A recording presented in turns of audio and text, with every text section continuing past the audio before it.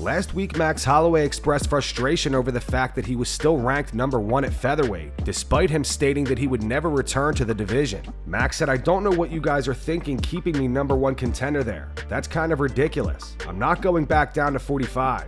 I'm over it." The rankings have been updated today, and Max has officially been removed from featherweight. Eddie Alvarez explains why he doesn't think Dustin Poirier should have announced that his upcoming fight against Max Holloway will be his last. Speaking to the Schmo, Eddie said, "Personally, I don't like when a guy says, 'I'm done, I'm retiring,' and then goes and proceeds to fight. I don't like that. I've never actually seen it go well for someone who announces they're going to retire, goes out there, puts on the performance of a lifetime, and then walks off into the sunset. Rarely do you see that. I don't love that this is the situation we're going into. I'd rather Dustin had stayed quiet about retirement. Just gone in there, fought, and then maybe retired afterwards or something like that." Laura Sanko shows Valter Walker how she cannot be heel hooked. Walker's won his last 3 fights via heel hook.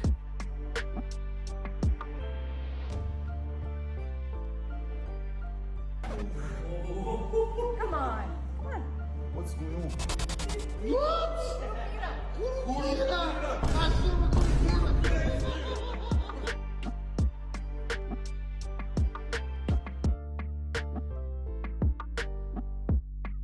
What?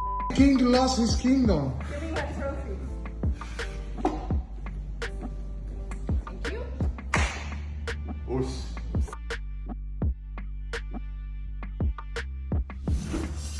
Dominick Cruz recently broke down how he thinks Max Holloway can defeat Dustin Poirier. Speaking to ESPN, Cruz said Max Holloway is going to make adjustments to this. The #1 adjustment is start with the hands, finish with the kicks, because this man's moving backwards. Holloway's got nasty, very, very good kicks with a lot of dexterity.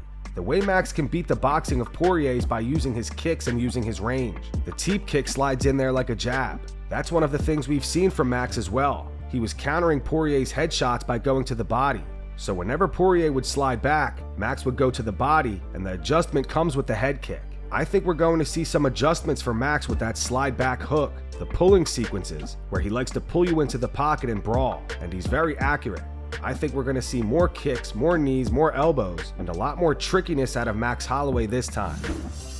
Chris Curtis blames Max Griffin for their lackluster fight at UFC Nashville. Curtis won the fight via split decision, but he says the fight didn't go down the way he wanted it to. Oh, okay, man.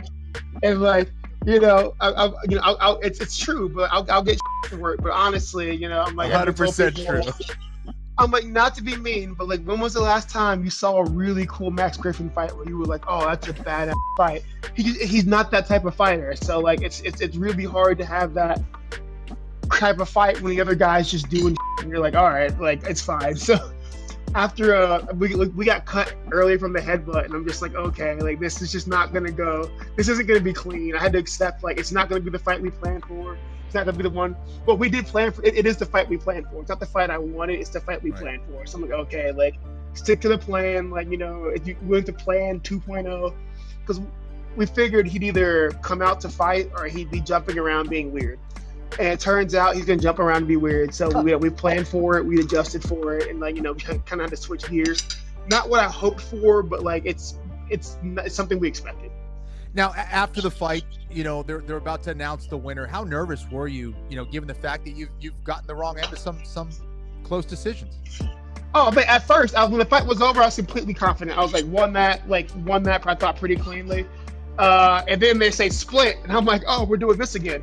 So like, I was not gonna lie, man. Like, definitely had the butthole pucker a little bit. You're like, oh, not this again. Jon Anik thinks Dan Hooker deserves to fight for the BMF title next. However, he thinks if Max Holloway defeats Dustin Poirier this weekend, he will probably push for a lightweight title shot rather than defending the BMF belt again. Speaking to Submission Radio, he said, Dan Hooker, I think, is the most worthy fighter across every division who has ever fought for the BMF title to get an opportunity to do so.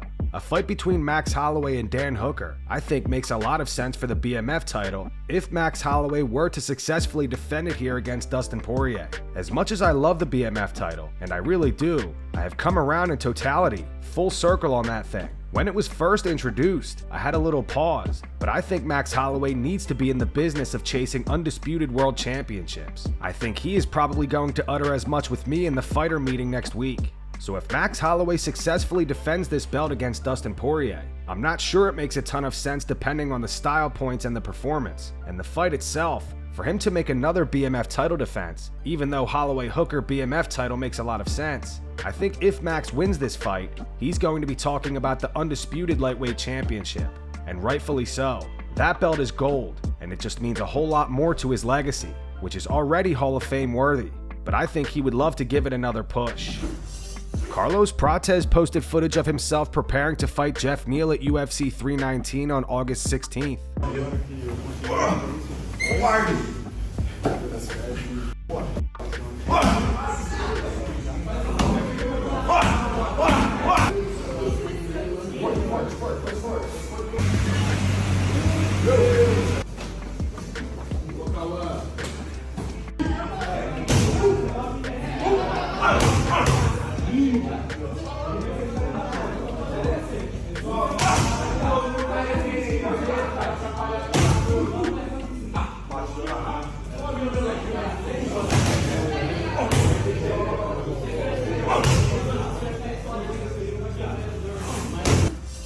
Marvin Vettori versus Brendan Allen goes down this weekend at UFC 318. In an interview with TMZ, Vettori says he's going to dismantle him. He said, "It's a long story, but I'm going to tell you this. Just by the look of his face, I don't like him. Doesn't take much. Man, this guy, he's just unlikable. But I mean, there is a reason, but I don't want to say it here. The way he carries himself, he's just a whiny little guy. It's not going to go the distance. I'm just going to tell you that. I'm going to go all out. It's going to be like now or never. It's going to be kill or die. I'm looking to run through him, completely dismantle this guy." Michael Bisping thinks Dustin Poirier will be under an immense amount of pressure this weekend due to the fact that it's his final fight and it's taking place in his hometown.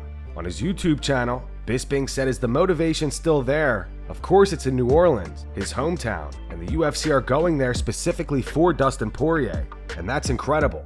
That could be the fairy tale farewell to an unbelievable career for one of everyone's favorite fighters, but it brings a lot of pressure. It brings a lot of anxiety. You've got friends and family.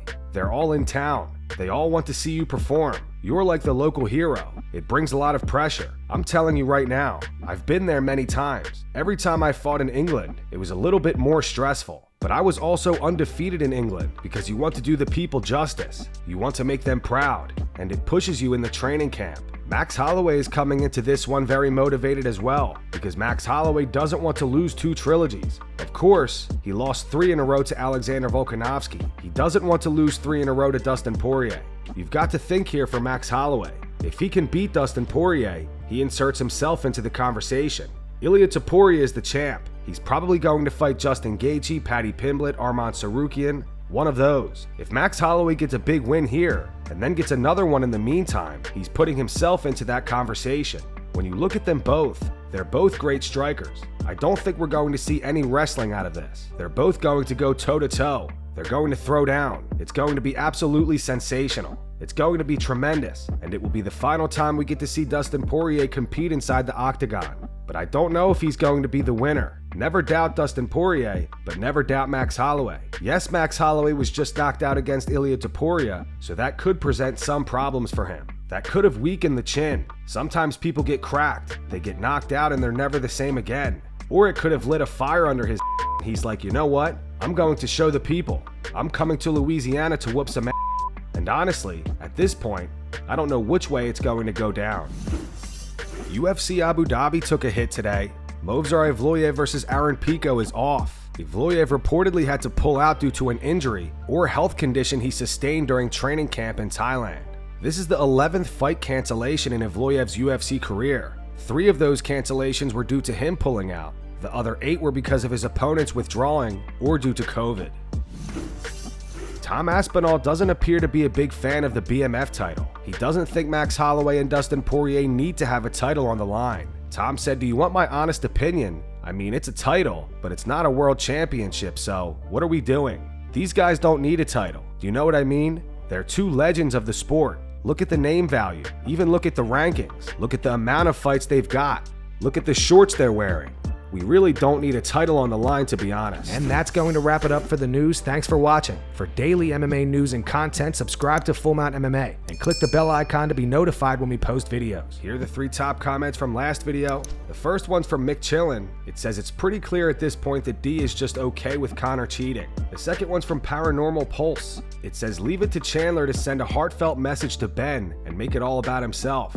Maybe Dustin has been right about him all these years. And the final one's from David Watts. It says, I'm not impressed with your performance. Azalea Banks, probably. Those were the 3 top comments from last video. If you want to be featured in the next one, all you have to do is comment down below. And if you missed yesterday's news, click the video on screen right now to get caught up.